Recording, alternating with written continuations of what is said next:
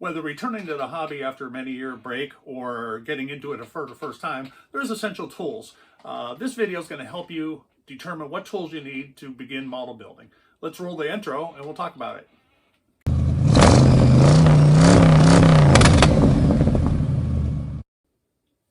Hello and welcome to Model Building in Retirement. My name is Ken. In this video, we're going to talk about some necessary tools that I feel are the best tools to get into the hobby, whether you're returning to it from a long break or getting into it for the very first time. It's going to exclude selection of the model kit or a selection of paints, because those two topics in themselves would make a pretty lengthy video. So I'll have videos about that here shortly.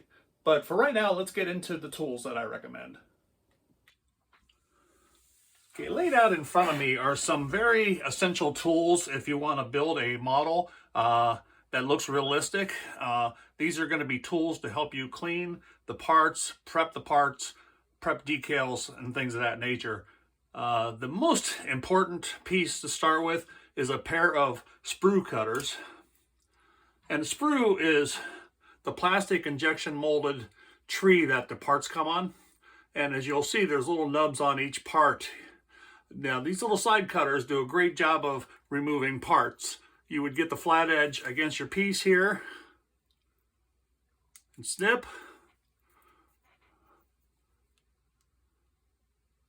And snip.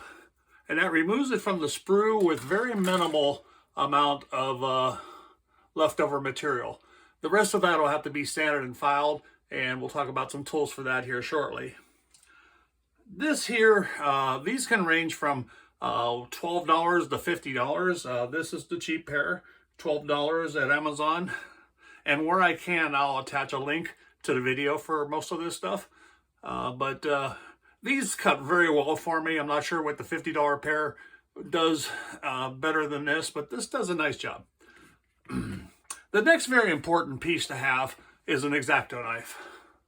This comes in handy with so many things. It's also used to clean up parts off the sprue, to scrape a little bit of flashing off of some of the models, because some of the model kits will have older dies that and molds that make the car, and they're going to have a lot of flash material that has to be removed.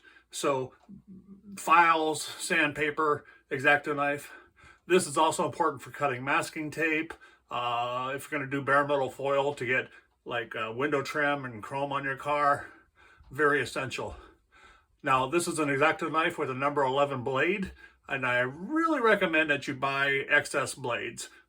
You can buy a pack of 100 off Amazon for relatively cheap money, and I pretty much start with one new blade on every model, sometimes two.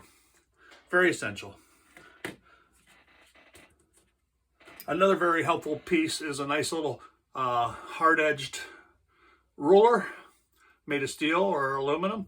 And this one, also has inches and millimeters and centimeters on it. This is very helpful for when you're going to be cutting bare metal foil or masking tape. It's a nice straight edge to run your X-Acto knife along. So very inexpensive, but get yourself a nice metal ruler, not a plastic one. Next up is an assortment of tweezers. Tweezers are essential because there's so many little small parts in a model. You probably want a set of straight end tweezers, curved end. This is a nice tweezer here because these first two you have to squeeze and hold your part. Okay, this one here is a reverse one, so you squeeze to open it, and when you let go, your part is held. For an example, here's a little impact gun from one of my diorama kits, but it's held there. I don't have to hold it and squeeze it. It's almost like a third hand when you're working on a model. There's times where a normal pair of tweezers, it's hard to hold that piece while you're working on other things. So I would say an assortment of files is essential. And then a precision set is nice too. The real cheap files, the tips are not very precise. This is a cheap set. This is like $5 off Amazon, but it's got a very precision tip. It's made of stainless steel, and this can pick up a very small item precisely. One downfall with tweezers is a lot of small parts, it can fling it. It'll shoot it like a bullet, like a slingshot, and be hard to find your parts. In my case, I have like a Berber carpet that's multicolored. When I sling a part, I have to get on the floor, hands and knees, with a magnifying glass and flashlight to try to find the part. But they're essential tools. Another essential tool in the same category is Tacket. This is a like a modeling clay, not a modeling clay, but a sticky, tacky clay that's reusable. Comes in about 120 little cut pieces, and this is price-wise, this is about $6 off Amazon. But this is great because you can take a little ball and like roll it up on a little toothpick here, and let's say you're going to put a headlight on a car, very small, or like in this case, this little impact wrench. Makes it very easy to pick up. This won't fling it like the tweezers will, and you'll be able to precisely plant that piece into your model if you're attaching it. An example here is this is a grill that's going in one of my models. So a lot of models will have a plastic curved lens for the headlight. It's going to be hard to get into that little area, but you'll be able to pick up your little glass and stick it in there to glue it. Okay. So those are the essentials for picking up and handling small parts. Another very important item is a pair of good little scissors. These come in handy for, once again, cutting masking tape or whatnot, but also decals on the model. The decal sheets that come with the kits usually pack those decals pretty tight. And as you're building your model, you may need to cut a decal that's in the middle of the sheet. Well, there's a lot of other decals that you're not using right now on the outer edge. So this will cut around and navigate around your decals. So very important to have a nice little pair of scissors. Another must-have is a little pin vise. So what this is, it's a little tiny drill, and it comes with assorted little drill bits. There's one in here right now.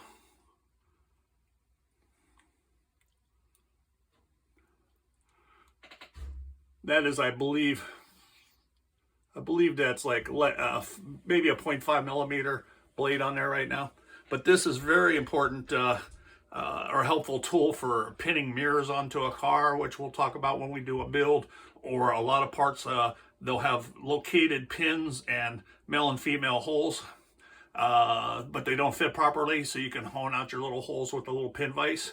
And the little end there rotates, so this is very nice. You can hold it into place and just spin the drill.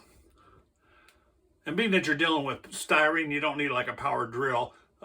So this is just a little handheld little device. So very helpful here. This little pin vise was like $10 at Amazon. Another tool that I find essential is a scriber. And there's various variations on this, but I bought this one. It's relatively inexpensive. This was about $14. And it comes with 5 interchangeable blades from 0.2 millimeter to 1 millimeter. And this scribing tool is really good for scribing door jambs in a model car, because some of these kits that are repopped with older tooling and molds, the door gaps and trim around the windows and whatnot is barely defined. And by the time you put primer, base coat, clear coat on your model, you're almost hiding the entire door gap. So generally, I will rescribe all my lines before I even begin painting, and we'll demonstrate this when we get into some builds. But a very essential tool, very helpful. It's a very precise tip, and it takes material off relatively quickly. So you just take some very small passes and carefully, and just do it multiple times to get your gap. Other essential tools are a must-have is various files and sanding devices here. So this is an inexpensive pack of individual files. You got a round file, a flat file, a curved file, a 3-sided file, all are relatively small. And they're great for plastics and whatnot. You know, for cleaning up material, just like when we cleaned up this little wheel that we cut with the screw cutter earlier. You can either use that, or these are like nail file or emery boards, I guess you call it. And you can get these at any drugstore, Dollar General or whatnot. But where you cut that sprue off the sprue, you can finish your cleanup by just sanding lightly and cleaning that up. So these are very nice, and they're cheap. Another nice tool is I just got these at Hobby Lobby the other day. $2.99 a pack, and you get like a dozen of them. But these are little sanding sticks, and it is sandpaper that is molded into like a flexible but rigid foam board, and they're nice for cleaning up little parts too. Sometimes you want something that's a little bit rigid, like the hard board here, and sometimes you want something that's a little flexible that can follow a curve. So very essential. I would go for that too. Continuing on with files and sanding options is some good sandpapers as well. This here is just your standard wet and dry sandpaper you can get at any home improvement store, auto store, even Walmart probably has them. eBay, or not eBay, but Amazon probably would too. This is an 800 grit, and you probably want a couple different grits, maybe like an 800 and a 2000 or something like that. 800's rougher, 2000's much finer. But this can be rolled up into tiny little pieces like this for very intricate areas on your model that you're going to be working on. Like if I had to clean this inside edge, is an example. So sandpaper is pretty helpful too. And then you get these little sanding pads. And this is an assortment that I got off Amazon, and they come in various grits, I think from 300 grit all the way up to 12,000. And once again, it's wet, dry sandpaper. And like the sanding sticks, it's molded to a little bit of foam board, which gives a little bit of rigidity to it. And you can either use the entire pad to do some sanding on a car, but a lot of times you're going to be working on smaller areas, so you can cut a little chunk out of it. And this is going to be important when you're doing your body prep before paint. You're going to want to do some coarse sanding to remove some of the mold marks, but then you're going to want to feather that out with a lighter and lighter sandpaper before you go to paint. And also at the end when you want to clean your paint up, if you have any dust in it or anything like that, orange peel or whatever. Another fabulous item in the sanding category is this Trizact. It is a different form of sandpaper. It's on a flexible little cloth foam board, very flexible, and these are available on Amazon, also auto parts store. It's a little bit pricier than regular sandpaper, but this stuff works phenomenally. It's a wet product, so you use it with water, and you can cut little pieces off of it. So I forget what this sheet was, maybe it was $20 or so, but it's gonna last me probably 2-3 dozen models before I have to replace it, because I just use little pieces like this. So sanding variations, having a big supply of sandpaper is very, very helpful. Another critical aspect of model building is choosing the appropriate glue and adhesives for your models. The models are made of polystyrene, the typical models that you buy in a store anyways, the traditional models that were built from the 40s on up to present, excluding the modern day 3D printed resin bodies. That's going to use a different glue, and we'll probably cover that at a later time. I haven't even built a resin model at this point, but let's talk about the traditional polystyrene models. The most essential and very highly recommended glue to start with is this here. It's a Tamita modeling glue, extra thin cement. Very, very, almost like a water consistency, and it has a very small little applicator tip on there. And this is great for model or any bare plastic.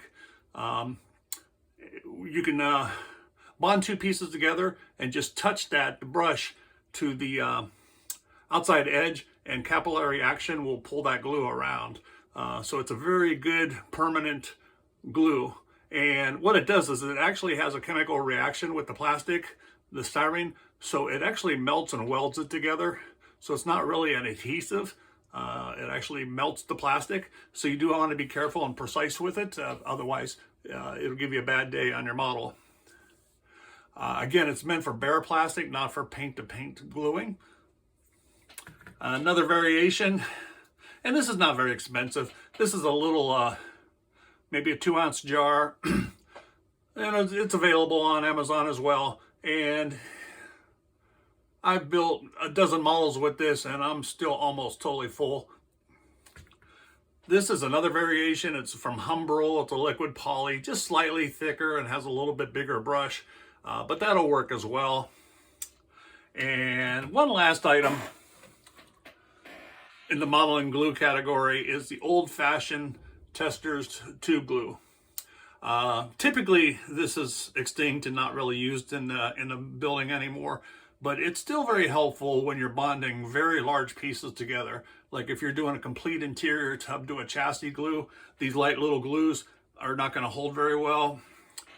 This is a lot thicker glue, but very dangerous to use because it gets everywhere if you're not careful. Flows relatively quick. It's almost like a gel, a liquid gel, but if you get it on the model and you pull this away, it'll leave like a stringy material that'll land on your model. If you get it on your fingers, forget it, because if you touch your thumb against the hood of a car, you're now going to have a permanent fingerprint in your model that you're going to have to try to sand away, which, if you've already finished your model, you're not going to want to do that.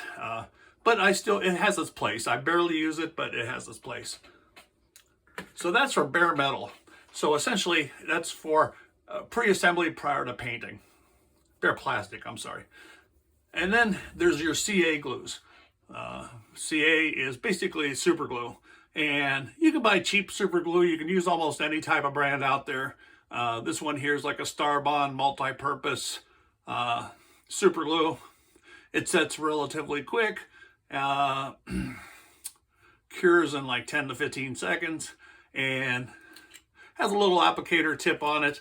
But you can also, it comes with a few spare little precision tips, and then I bought like a pack of 100 of these, so they're disposable. You might get a couple uses out of them, but then you discard them and just put another one. But that is very precision tip on there, very helpful for getting into very tight places. This is good for paint-to-paint parts. Like if you're gluing a painted engine to a painted chassis, you're going to want to use a super glue. The other glue, for the plastic, it will melt the paint and doesn't bond very well because it's not actually welding the plastic to plastic together. So super glue is a must for paint-to-paint parts. And there's variations of it. This is another brand of super glue. It's from Bob Smith Industries, and it's called Instacure or Maxicure. And these are two different viscosities here. So I have a medium and an extra thick. So their extra thick is for bigger parts that are being glued together. It takes a little bit longer to set. This sets in about 10 to 25 seconds. And this one's a little bit thinner. This also will work as a gap filler.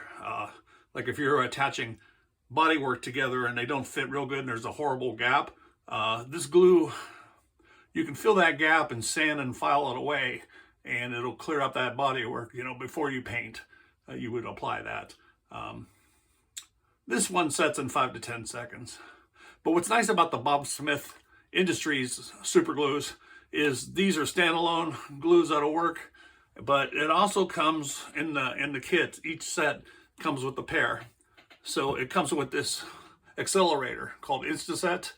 And this is a great tool too, because if you're gluing a part together that's very difficult to hold in the position for 25 seconds, you would glue your part together, and this has a little spray tip on it, almost like a little hairspray thingy, and you'll just give it a little spritz, and that instantly will cure the glue. I mean now. The only thing is you got to make sure that you're definitely fitted very precise on your part, or it's going to be glued in the wrong spot, and you'll have to try to break it away and repair it. But what's nice is not only does it have the spray nozzle, but you can also use, you can take that off and dip a small little applicator and touch it against your part.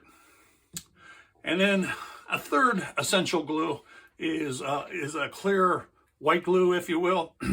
And I found that Mod Podge is an excellent choice. This is relatively inexpensive. I don't remember what I paid for it, but this is probably going to last me a lifetime. You know, I've used it on every model and it's still almost absolutely full. But it's a white water-based glue, almost like Elmer's glue, and it cures and dries completely clear. So when you're dealing with the glass on like a windshield or mirrors or headlights or taillights on a car, this is the glue that I use. Takes a little bit longer to set, but it dries clear and doesn't have a bad reaction. It doesn't melt plastic, it doesn't melt paint or anything. So I highly recommend that. And finally, we'll talk about some applicators or cleaning devices that are essential in model building, and you need a variety of different tools. These are like cotton swabs, little pointed end cotton swabs, blunt on one end, pointed on the other. This is helpful in decal applications. It's helpful when you're doing bare metal foil, cleaning up panel liner paint or washes out of your models or whatnot. Very helpful little tool. Cleaning your paint tools with that. Here's a smaller little applicator, and I buy these cheap by the hundreds on Amazon, but it's got a very small little cotton applicator on there. Great for gluing. You can dip this in your glue and touch it where you want to. You can do some painting with it. You can use the back of it to stir paint in a little jar. So it's very helpful. These are very nice too. These are sort of like Q-tips, but I got these at Hobby Lobby for, I don't know, $5 for a pack of 50 maybe, I think it was. But they're cotton, but they're kind of rigid and got a nice little point on them. And when you get into bare metal foil and things of that nature, or trying to get masking tape on to do some painting, and you want that tape to be really sealed into a seam or a hole or a groove or whatever, this is very helpful for that. Good old-fashioned toothpicks. These are the rounded pointy kind, but this is great for a little paint applicator. If you just need a dot of paint on something, let's say you have a little,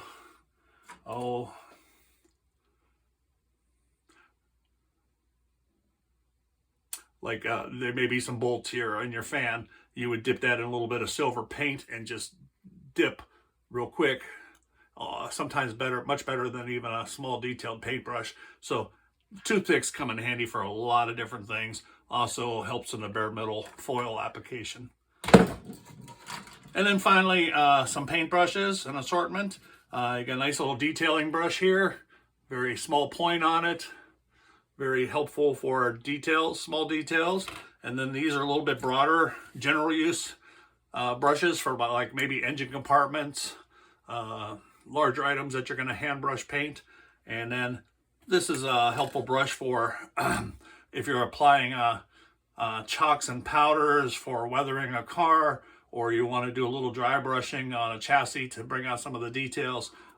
It's a nice little brush too. It's a little bit stiff with a wider head on it. So a good assortment of paintbrushes always comes in handy too. One other valuable tool for your arsenal that I almost forgot to mention is a self-healing cutting mat. These are ideal. It does a couple different things. One, it protects your workplace. Like my little workstation is actually a very nice oak wood desk made of real oak. I certainly don't want to screw that up working with models and stuff of that nature. But it's self-healing, which is a great little feature because you can take like a piece of masking tape, and there's grids and angles already on here. Has printout on both sides. One side, once you get it totally contaminated, you can flip it over and use the other side. They're not real expensive, but maybe 30, 40 bucks for, this is a 24 by 18 inch one. But it's self-healing, so you can take your X-Acto knife and cut a piece of masking tape.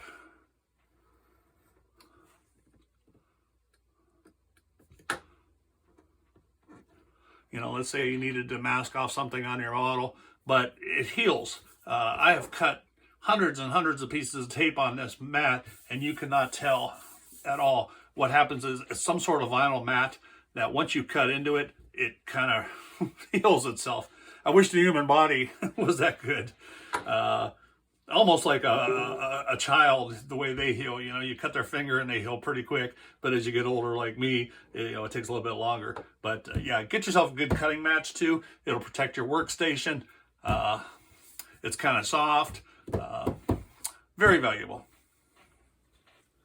Okay, that includes the basic tools that I would recommend for model building. If you have any questions, please leave them in the comments down there. I'll be happy to answer for you. And these are my suggestion tools. There may be other options out there or variations, but I'm a budget-minded person, so the stuff that I use is on the cheaper side of cost-wise, but I still get pretty good results on my model. So, you know, you've got variation depending on your budget.